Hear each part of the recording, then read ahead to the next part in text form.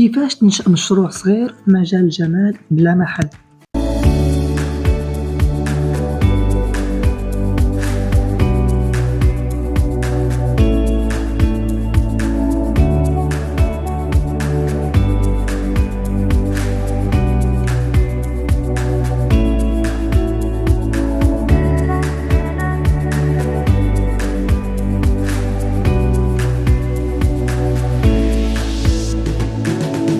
واش كتعشق عالم الجمال وباغي تحول هاد الشغف ديالك لفرصة مهنية؟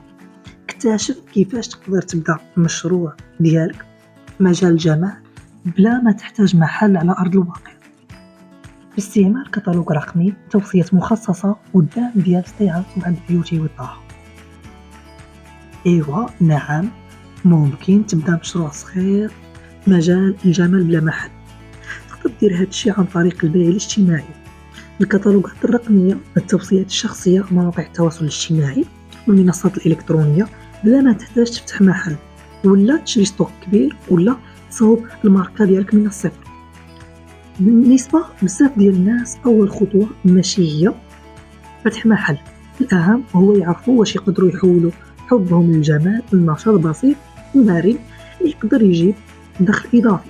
وتقدر تبدا بالحوايج اللي عندك دابا: الفضول تجاه منتجات الجمال، الرغبة في التوصية بهذه المنتجات، شبكة صغيرة ديال المعارف، والرغبة في التعلم. مشروع صغير في مجال الجمال بلا محل يقدر يبدا من محادثة، من توصية صديقة، من كتالوج تشارك في الوقت المناسب، أو من نصيحة مفيدة شخص محتاج يدير اختيارات أفضل. وهنا بالضبط كتكون فرصة بحال أوريفلام عندها معنى كبير، خصوصا إلا كاين دعم بحال ستي عند بيوتي وطه باش يسهل الخطوات الأولى. ملخص سريع: كيفاش تنشأ مشروع مجال الجمال بلا محل. تقدر تبدا بلا محل، بلا واجهة عرض، وبلا فضاء خاص بك. تقدر تستعمل الكتالوجات الرقمية، مواقع التواصل الاجتماعي، واتساب، الإيميلات والتوصيات الشخصية. ما خاصكش تصاوب الماركة ديالك باش تبدا. تقدر تستعمل منتجات الجمال ديال الماركة موجودة أصلا. أوريفلام اختيار مناسب اللي باغيين يوصيو بالمنتجات، يرافقوا الزبناء، يطوروا مسار مهني في مجال الجمال.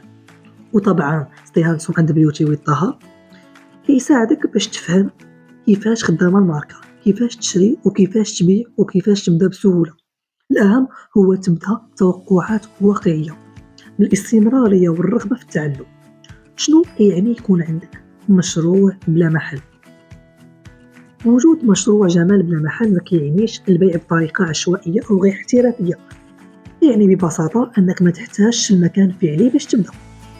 عوض ما يكون عندك محل مفتوح للناس، تقدر تعتمد على الأدوات الرقمية: كتالوج إلكتروني، توصيات مخصصة، المراسلات، مواقع التواصل الاجتماعي والمتابعة الجيدة. البيع كيتم عبر الثقة، المنفعة والعلاقة مع الزبون، ماشي عبر واجهة عرض تقليدية. شنو كيعني يكون عندك مشروع جمال بلا محل؟ عمليا تقدر تعاون شي واحد يختار كريم للوجه، تقترح عليه عطر كهدية، تعرفوا على حملة مميزة، تشرح ليه الروتين العناية بالبشرة، وتشارك معاه منتج مناسب لحاجة معينة.